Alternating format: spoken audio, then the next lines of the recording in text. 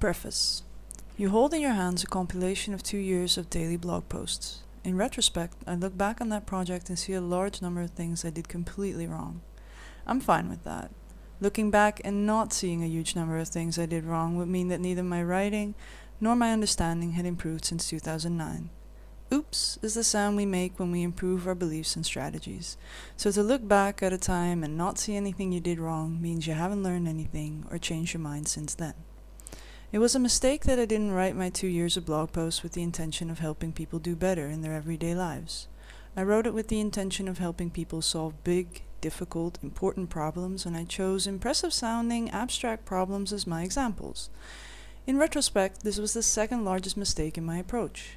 It ties into the first largest mistake in my writing, which was that I didn't realize that the big problem in learning this valuable way of thinking was figuring out how to practice it, not knowing the theory. I didn't realize that part was the priority, and regarding this, I can only say oops and duh. Yes, sometimes those big issues really are big and really are important, but that doesn't change the basic truth that to master skills, you need to practice them, and it's harder to practice on things that are further away. Today, the Center for Applied Rationality is working on repairing this huge mistake of mine in a more systematic fashion. A third huge mistake I made was to focus too much on rational belief and too little on rational action. The fourth largest mistake I made was that I should have better organized the content I was presenting in the sequences. In particular, I should have created a wiki much earlier and made it easier to read the posts in sequence. That mistake, at least, is correctable. In the present work, Rob Bensinger has reordered the posts and reorganized them as much as he can without trying to rewrite all the actual material, though he's rewritten a bit of it.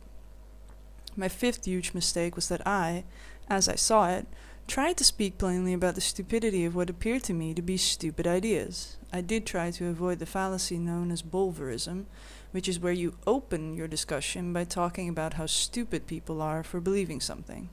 I would always discuss the issue first and only afterwards say, and so, this is stupid. But in 2009, it was an open question in my mind whether it might be important to have some people around who expressed contempt for homeopathy.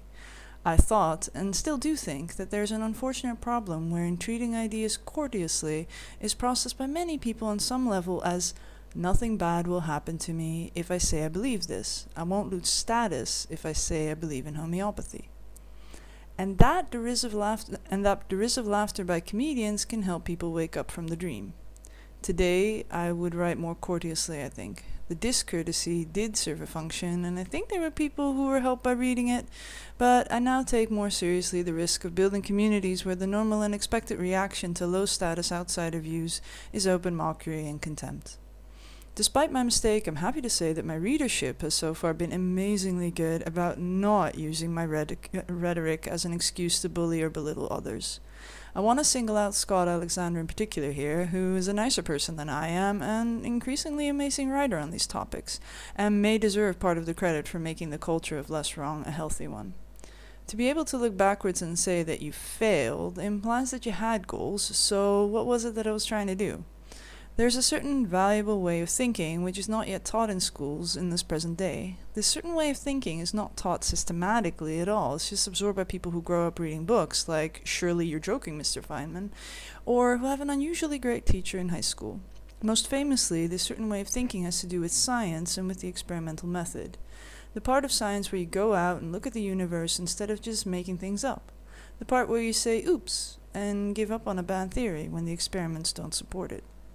But this certain way of thinking extends beyond that. It's deeper and more universal than a pair of goggles you put on when you enter a laboratory and take off when you leave. It applies to daily life, though this part is subtler and more difficult. But if you can't say oops and give up when it looks like something isn't working, you have no choice but to keep shooting yourself in the foot. You have to keep reloading the shotgun, and you have to keep pulling the trigger. You know people like this, and somewhere, someplace in your life you'd rather not think about, you are people like this. It would be nice if there was a certain way of thinking that could help us stop doing that. In spite of how large my mistakes were, those 2 years of blog posting appeared to help a surprising number of people a surprising amount. It didn't work reliably, but it worked sometimes.